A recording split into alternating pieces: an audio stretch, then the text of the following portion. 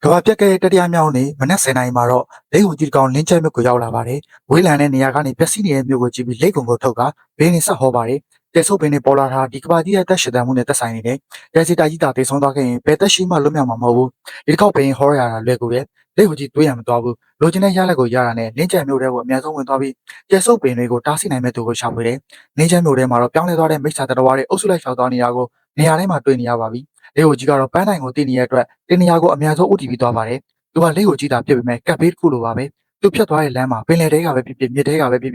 ဖြစ်မိတ်ဆာတတော်ဝါမှသူ့ကိုမတိုက်ရဲကြပါဘူ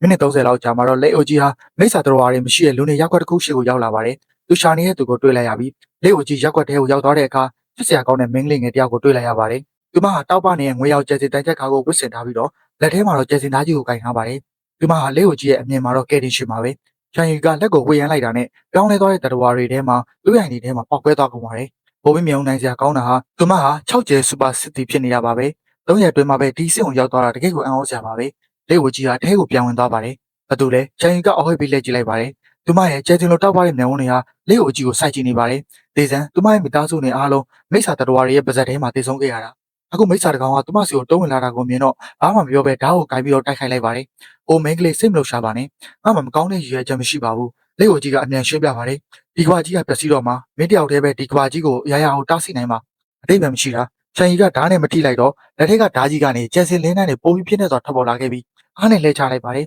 တောက်စရာကောင်းတဲ့ဆွမ်းအားပဲလက်ကိုကြီးကြောင်းနိုင်ပြီးတော်လို့သွားပါတယ်ဒီလိုကျဲပြန့်တဲ့တိုက်ခိုက်မှုကိုရှောင်ဖို့နေရာမရှိတော့တာနဲ့သူ့ခန္ဓာကိုယ်ကိုလက်ခွန်ထဲကိုအမြန်တွင်းလိုက်ပါတယ်ဓာတ်လင်းတန်းကလာထီတော့လက်ခွန်ကြီးလွတ်ထွက်သွားတယ်အမလီနောက်ထပ်မတိုက်ပါနဲ့တော့ယူချန်မှာကျဲဆုပ်ပင်ကြီးပေါက်နေတာအဲ့ဒါကိုမဖြေရှင်းရင်ဒီကဘာကြီးဟာနှစ်နှင်းငယ်တွင်းမှာပဲတိတ်ဆုံးသွားလိမ့်မယ်အဲ့ဒီကမင်းဘလောက်ပဲတန်ပါပါစေသိရမှာပဲတိုင်ကနောက်တဲ့ကြောက်စရာကောင်းတဲ့ဓာတ်ချက်ကိုထပ်ခုတ်ဖို့ပြင်းနေဒီစကားကိုကြားတော့ရက်တန်သွားပြီးလူချမ်းမရှိတဲ့အဲ့ဒီတစ်ပင်ကြီးကိုကျဲဆုပ်ပင်လို့ခေါ်ရလားလက်ဝကြီးဟာဒီကောင်းကိုမြန်ထုတ်ပြီးဟုတ်တယ်ငါကဘေးတင်ဟောတာကျွမ်းတယ်မင်းတယောက်တည်းပဲအဲ့ဒီကျဲဆုပ်ပင်ကိုဖျက်ဆီးနိုင်မယ်လို့တွက်ချက်မိတယ်ချန်ရီကသူမကိုသူမတန်တရားနဲ့လက်ညှိုးထိုးပြတယ်ငါမှဘလို့လို့အဲ့ဒီလောက်ဆွမ်းအားရှိမှလဲအနှစ်ယောက် Dragon ပင်မဟုတ်ဘူးလားရဲ့ချန်ရဲ့တန်မာမှုကိုသူမကိုယ်တိုင်မြင်ဘူးတယ်အနှစ်ယောက် Dragon ပင်လားလက်ကိုကြည့်အံ့ဩသွားတယ်မင်းသူ့ကိုသိလားချန်ရီကနှာခေါင်းရှုပ်လိုက်တယ်အခုဆိုလူသားအလုံးသိနေပြီမင်းတို့လိုမိစ္ဆာတွေပဲမသိတာဒါပေမဲ့ငါပေတင်ထဲမှာတော့မင်းပြောတဲ့နှစ်ယောက် Dragon ဘင်းဟာထူးခြားတဲ့သူတစ်ယောက်ဖြစ်ပြီးဒီကဘာကြီးကိုဖျက်ဆီးမဲ့တဲ့ခံပဲအစီအစဉ်ရဆိုရင်သူ့ကိုတက်ရမှာလက်ကိုကြီးကနည်းနည်းတော့ကျန်းတယ်အဲ့ဒီနှစ်ယောက် Dragon ဟာဘယ်လိုပုံစံလဲငါ့ကိုပြလို့ရမလားချန်ကြီးကသူ့ကိုတန်တရားနဲ့ကြည့်ပြီးဖုန်းကိုထုတ်ကဗီဒီယိုမှတ်တမ်းကိုဖွင့်ပြလိုက်တယ်သူပဲလက်ကိုကြီးကဗီဒီယိုထဲကရဲရင်နေတဲ့ရဲချံကိုကြည့်ပြီးကြက်သီးထားသွားပါတယ်ငါလည်းဘာဖြစ်လို့လဲဆိုတာမသိပေမဲ့ဘေဒင်ကတော့ကျဲဆုပ်ပင်ပေါ်လာသူနဲ့ဆိုင်နေတယ်လို့ပြောတယ်သူ့ကိုတက်ပြီးမှမင်းရဲ့စွမ်းအားနဲ့အဲ့ဒီတစ်ပင်ကိုဖျက်ဆီးနိုင်မှာမဟုတ်ရင်လုံးဝမဖြစ်နိုင်ဘူးဘာလို့လဲဆိုတော့သူတို့နှစ်ခုဟာတစ်ခုတည်းဖြစ်နေလို့ဘယ်လိုလုပ်ဖြစ်နိုင်မှာလဲချန်ရီကမယုံနိုင်စွာခေါင်းခါလိုက်ပါတယ်တစ်ခုတည်းဆိုရင်အဲ့ဒီတစ်ပင်ပေါ်ကမိစ္ဆာတွေဟာဘာလို့သူ့ကိုတိုက်ခိုက်နေရလဲသူ့ကိုကာဝယ်ပေးရမှာမဟုတ်ဘူးလားဖြစ်နိုင်တာကျဲဆုပ်ပင်ရဲ့အသေးစိတ်ကမတို့ထားသေးတာဖြစ်မယ်လက်ကိုကြီးကတိုက်တွန်းနေငါစကားကိုနားထောင်တေချာပေါက်မှန်လိုက်မယ်ချန်ရီခဏလောက်စဉ်းစားပြီးငါမိကိုတစ်ခါလောက်ယုံကြည်မယ်ငါနဲ့အတူအင်ပါယာဘေးကင်းဟာစကန်ကိုလိုက်ခဲ့ဒီကိစ္စကိုလူသားကြီးကဲတွေကိုအစီရင်ခံရမယ်တကယ်ပဲမင်းတို့ကြီးကဲတွေနဲ့စကားပြောဖို့လိုတယ်ဒါဟာရန်ရေးကြည့်တဲ့ကိစ္စပဲတစ်ချိန်တည်းမှာပဲဘေးကင်းဟာစကန်ရဲ့အစည်းအဝေးခန်းထဲမှာရက်ချန်ကထိတ်ဆုံးမှထိုင်နေပါတယ်ဇပွဲဝိုင်းပတ်လည်မှာစစ်တီတွေအားလုံးတည်ငြိမ်စွာထိုင်နေကြပါတယ်။သူเจ้าကထပ်ရက်ပြီးပြောလိုက်တယ်။ရဲဆရာကြီးဂျိုဒုစကန်ဖတ်ချက်ရအခုယူချန်မှာကျဲစင်ပင်ငယ်ပေါင်း365ပင်ပေါက်နေတယ်။အပြင်တပင်ချင်းစီကတနအီကိုကျဲစင်မိတ်စာ1000လောက်ထွက်လာနေပါတယ်။သတင်းဌာနကကျင်းချောင်ချောင်ကဆက်ပြောတယ်။ဒီကျဲစင်မိတ်စာတွေကတစ်ပင်ပေါ်ကပြုတ်ကြတာနဲ့ကျွန်တော်တို့ဘေးကင်းရနေရစကန်စီကိုတန်းပြီးပြေးလာကြတယ်။တစုံတစ်ခုကသူတို့ကိုအမိန်ပေးနေသလိုပဲပြစ်မှတ်ကအရန်ရှင်းလင်းနေတယ်။တောဟောင်ရန်ကကြားပြတ်မိပါတယ်။လာမယ့်ຢာကိုရင်ဆိုင်ရမှာပဲ။ကျွန်တော်တို့စကန်ရဲ့စားနေရိတ်ကဘယ်လောက်ထိခံနိုင်မလဲ။စကန်တွေကလေခွင်းနေနဲ့အင်းသေးရဲ့ဆိုင်ကန်းနဲ့ပြီးတော့တူလုံထားတဲ့ရိတ်ကာတွေနဲ့အများထုတ်တဲ့နေပဲခံမယ်။ဒီနှစ်ကြာရင်တော့စားစရာအတွက်ပူပန်ရတော့မယ်။လေခွင်းမှာစိုက်ထားတဲ့စပားတွေဟာဒီလောက်များတဲ့လူတွေအတွက်တော့မလုံလောက်ဘူး။ကဘာပြက်ကက်မှာစားစရာဆိုတာသုံးနေနေလေပဲ။မိစ္ဆာတွေရဲ့အသားကလည်းစားလို့မရဘူး။တကယ်ကိုစိတ်ပြက်စရာပဲ။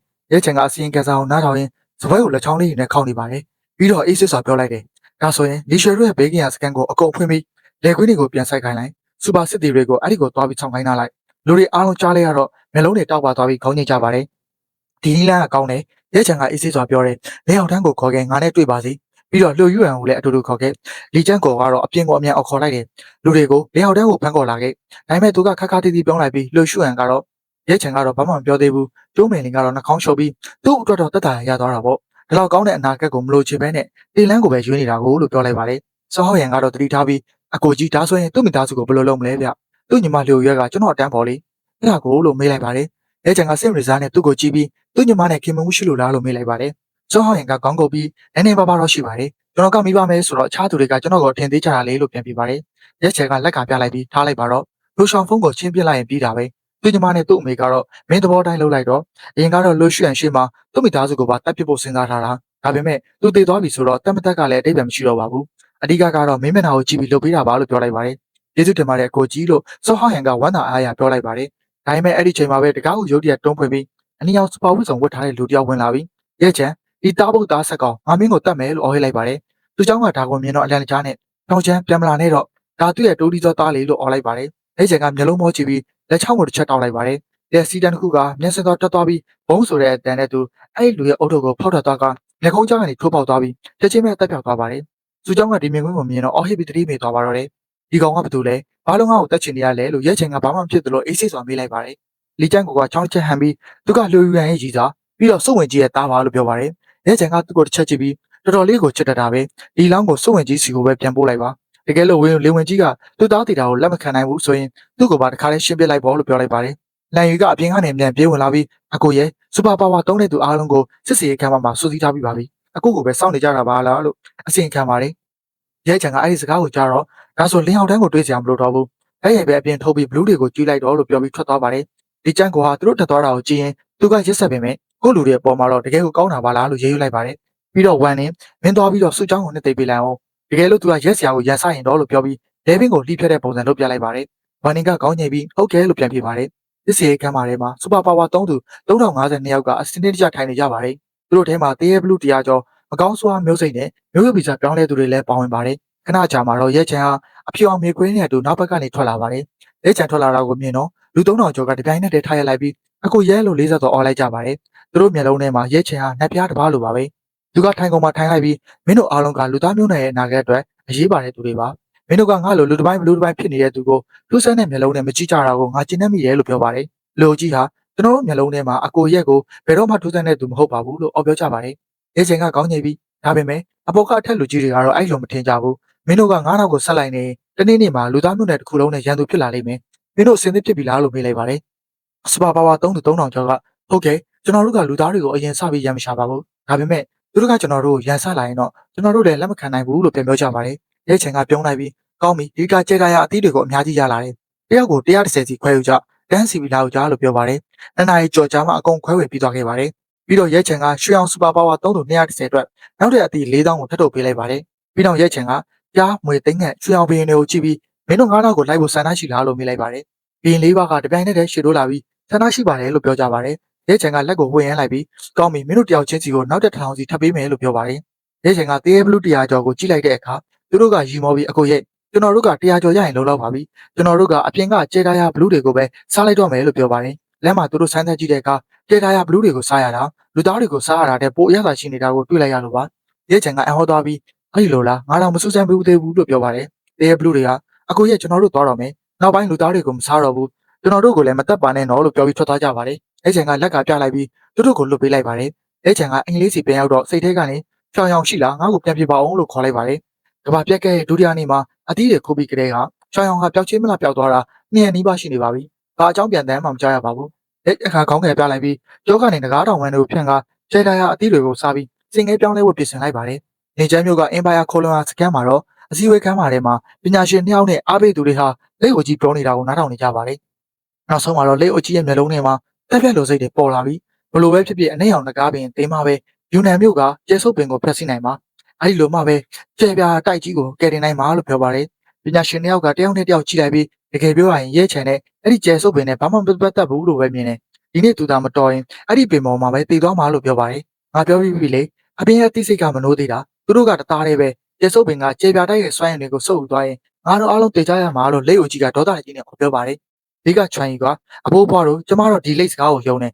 သူဒီလောက်အနေများတဲ့နေရာကိုလာပြီးကျမတို့ကိုလိန်ကြအကြောင်းမရှိဘူးလို့ပြောပါတယ်အဘိုးကဒီလိုတက်ကျွင်းချပြီးမိုင်မဲတဲ့ကလေးမရဲ့ရဲချန်ကိုတတ်ဖို့မလွယ်ဘူးအခုလျှို့ဝင်ကြီးကိုယ်တိုင်တွားရင်တော့သူပြင်းရင်ဖမ်းမိဖို့မတေချဘူးလို့ပြောပါတယ်လက်အိုကြီးကဒီလိုလူမျိုးကိုတက်ရခတ်တာကပုံမှန်ပါပဲဘယ်နည်းနဲ့ဆိုသူ့ကိုတက်ရမယ်လျှို့ဝင်ကြီးကိုအမြန်ဆက်သွယ်လိုက်ငါလည်းပင်လယ်နဲ့ထဲပြန်ပြီးအဲ့ဒီအကြောင်း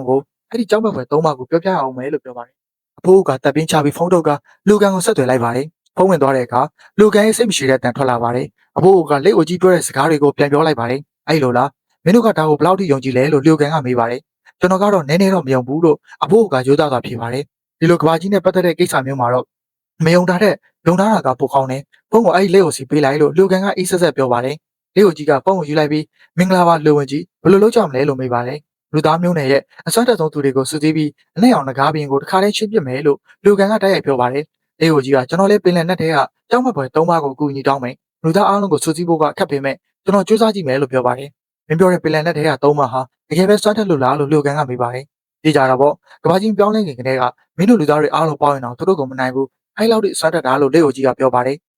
အဲ့လောက်စွမ်းတက်ရင်ငါတို့လူသားတွေကဘာလို့ရမှာလဲမင်းတို့ပဲတော်တက်လိုက်ပါလားလို့လျိုကန်ကမချေမနှံ့နဲ့ပြောပါတယ်ပင်လယ်နက်ထဲကသူတွေကအဓိကတိုက်ခိုက်ပေးမှာပါမင်းတို့ကနဲ့အောင်ငကားပြီးရဲ့နောက်ကျောင်းကိုပဲဖြတ်တော့ပေးရင်ရပြီလို့လက်ကိုကြီးကလေးနဲ့စွာပြောပါတယ်တာမန်လူတွေနဲ့တော့မတူဘူးစင်ငယ်ပြောင်းလဲမှုကကြောက်စရာကောင်းလောက်အောင်မြန်ဆန်လို့နဲ့တကယ့်ကိုထူးခြားရကောင်းပဲငါညီသားသူ့ကိုဂယူးမဆိုင်ပဲလွတ်ပေးလိုက်ရင်သူကပင်လယ်နက်တွေကအဲ့ဒီတတော်ဝါကြီးတွေစီကနေလွတ်မြောက်သွားနိုင်တယ်အဲ့ဒီကြရင်သူ့လမ်းကြောင်းကိုပိတ်ဆို့ဖို့မင်းတို့လူသားတွေပေါ်မှာပဲမူတည်တော့မယ်ကောင်းပြီလေမင်းသွားပြီးပင်လယ်နက်တွေကအိုကြီးအိုမာတွေကိုတောက်ခေါ်လိုက်ငါကတော့လူသားတွေတဲကအစွမ်းတက်တဲ့လူကန်းကိုဆက်သွယ်လိုက်မယ်သူကိုယ်တိုင်လည်းဒီရိုက်ချန်ဆိုတဲ့ထူးဆန်းတဲ့ကောင်ကိုဖယ်ရှားပစ်ချင်နေတာပဲအခုပင်လယ်နက်တွေကကြောက်စရာကောင်းတဲ့တတော်ဝါတွေဟာကူညီပေးမယ်ဆိုတော့သူ့ဆန္ဒနဲ့လည်းကိုက်ညီသွားတာပေါ့ကောင်းပြီလေအဲ့ဒီတိုင်းပဲလောက်ကြတာပေါ့လေးကိုကြီးကပြောပြီးတာနဲ့ပုံကိုလူကြီးစီပြန်ပေးလိုက်ပြီးတေချာမလိုက်ပါတယ်ဒီမိန်းကလေးကိုမင်းတို့တေချာဆောက်ရှောက်ပေးရမယ်ဘာအနေနဲ့မှမဖြစ်စေနဲ့သူ့ရဲ့ဆွမ်းအားကပဲရှင်းရှင်းသခင်ရဲ့အတတ်ပညာကိုထိခိုက်စေနိုင်တာလူကြီးနှစ်ယောက်ကခါးစီစွာပြုံးလိုက်ပြီးပြောပါတယ်သူကအခုဆိုရင်ငါတို့နှစ်ယောက်တက်တောင်ပို့တော်နေပြီစိတ်ချလက်ချပဲတားတာပါချိန်ထဲမှာပဲရဲချန်ကထဲထားရအသီးကိုစားသုံးနေပါတယ်ဒါပေမဲ့အဲ့ဒီချိန်မှာပဲရဲတော်ကြတိတ်ဆိတ်နေတဲ့ရွှေအောင်ဟာရုတ်တရက်တန်ထွက်လာခဲ့ပါတယ်သခင်ကျမသခင်ရဲ့အရင်ဘဝမှတ်ဉာဏ်ထဲမှာလင်းချမ်းမျိုးကခြေတရားတိုင်ချက်ကာကိုနိုးထားတဲ့စူပါစစ်တီတယောက်အကြောင်းတွေးလိုက်ရတယ်သူကအရန်ကိုစွမ်းထက်လွန်းနေသူ့ကိုတွားတက်ပေးလို့ရမလားရဲချန်ဒီစကားကိုကြားလိုက်ရတော့မျက်မှောက်ကျသွားတယ်အရင်ကရွှေအောင်ကသူနဲ့ဆက်သွယ်ရင်စိတ်အာရုံနဲ့ပဲဆက်သွယ်မိတာအခုတော့ဘာလို့ပြင်ကနေအတန်ထွက်လာတာလဲသူကတန်တရားနဲ့မေးလိုက်တယ်မင်းကဘာလို့သူ့ကိုတက်ချင်ရတာလဲသူ့ကိုတက်လိုက်ရွှေအောင်ရဲ့တန်ကပြတောင်းဖြစ်နေပြီးစကားမဆုံးခင်မှာပဲတိတ်ဆိတ်သွားပါတယ်ရွှေအောင်မင်းဘာဖြစ်သွားတာလဲရဲချန်ဒီနေ့ရွှေအောင်ကိုတခုခုထူးဆန်းနေရဲ့လို့ခန်းစားမိလိုက်တယ်သူဘလောက်ပဲခေါ်ဘာအကြောင်းပြတမ်းမှမကြားရတော့ဘူးသူဘာလို့ငါ့ကိုချန်ယူကိုတက်ခိုင်းတာလဲရဲချန်သိတာပေါ့ချန်ယူဆိုတာအရင်ဘွားကလူသားတွေထဲမှာငကားမင်းနဲ့တောင်ရေဆိုင်နိုင်တဲ့တူဝီတီသောစူပါစစ်တီသူ့ရဲ့တိုးတက်မှုကလည်းကြောက်စရာကောင်းတော့အောင်မြန်ဆန်တယ်သူ့မျက်လုံးနဲ့ရောင်လက်သွားပြီးတိုးတိုးလေးရေရွတ်လိုက်တယ်ရွှေအောင်ဘာဖြစ်သွားတာလဲသူကချန်ယူကိုတက်ဖို့ပြောလာပြီဆိုတော့လင်ကျန်းမျိုးကိုကိုယ်တိုင်ပဲတွားကြည့်ရတော့မှာပဲ